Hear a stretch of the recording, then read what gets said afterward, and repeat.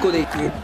जैसा कि आप सभी को पता होगा कि दिल्ली के जंतर मंतर पर कॉकरोच प्रदर्शन कर रही है और ये जो विरोध प्रदर्शन और संसद मार्च है ये सोनम वांगचुक और अभिजीत दीपके के द्वारा लगातार किया जा रहा है।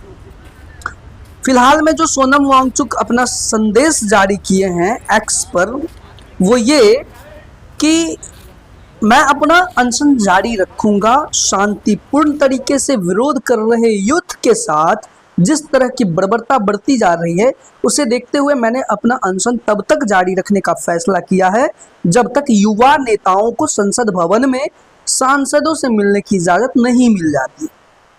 अब आप देखेंगे तब आपको समझ में आएगा कि कितने युवा वहां पे मौजूद थे। उन्होंने वांगचुक ने अपने पत्र में यह भी कहा है कि मुझे उनसे यानी कि नेताओं से अस्पताल में मिलने की इजाज़त है। उम्मीद है कि सरकार उससे पहले शिक्षा मंत्री की जवाबदेही तय करेगी, क्योंकि आप सभी को पता है कि फिलहाल में जो नीट के पेपर लीक हुआ था उसके ऊपर कितना सारा देश के अंदर में बवाल मचा।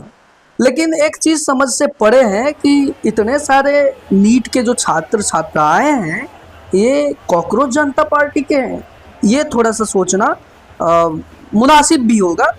उकसावे के बावजूद ये जो पुलिस प्रशासन, ये सोनम वांगचुक कह रहे हैं कि पुलिस के उकसावे के बावजूद युवाओं ने जिस तरह शांति बनाए रखी है उससे मैं बहुत प्रभावित हुआ हूँ। मैं सरकार और पुलिस बल से अपील करता हूँ कि वे छात्रों को आज या कल संसद के सामने अपनी शिकायतें रखने की इजाज़त देकर इस मुद्दे को सुलझाएं। मुझे यकीन है कि युवा प्रदर्शनकारी कल भी वैसा ही धैर्य और सहनशीलता दिखाएंगे जैसा उन्होंने आज दिखाया है।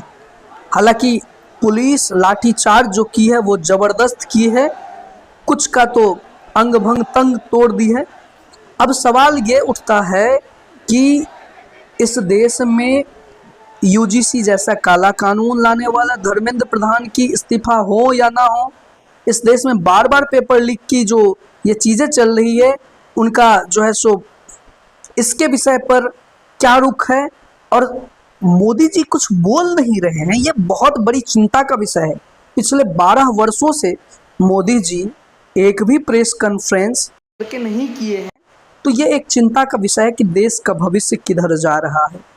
तो आप भी विचार कीजिए और देखिए इस भाई साहब का तो पता नहीं ये कौन सा बम फटा और एकदम से वो, यार प्रदर्शन ठीक है जब तक कि सामने से प्रदर्शन, तब तक सरकार को इस प्रकार का रवैया निभाना ये भी गलत है।